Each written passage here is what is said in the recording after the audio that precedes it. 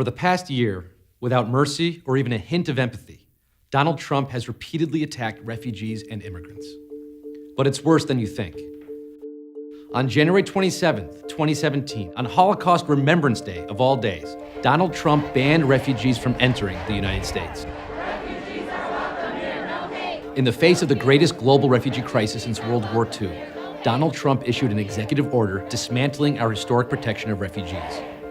A protection that has been the definition of America through war and peace and presidents of all persuasions. But it's worse than you think. Since the Refugee Act of 1980, the president has authorized an average of 96,000 refugees to enter the U.S. each year. Now, in a world where 1 out of every 113 people has been forced to flee their home, Donald Trump has capped refugee admissions at half that number, just 45,000.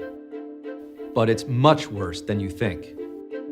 Added to the ban are bureaucratic slowdowns, carefully designed to limit admissions even further. So we're actually on track to welcome fewer refugees than we have in almost half a century. Even though it's harder to enter the U.S. as a refugee than any other way, Donald Trump sows fear and proclaims risk. We are at risk, but not from the refugee.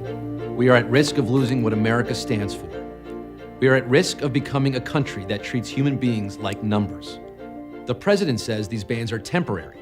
Well, the Emergency Quota Act of 1921 was also temporary, and it shaped our immigration policy for the next 44 years.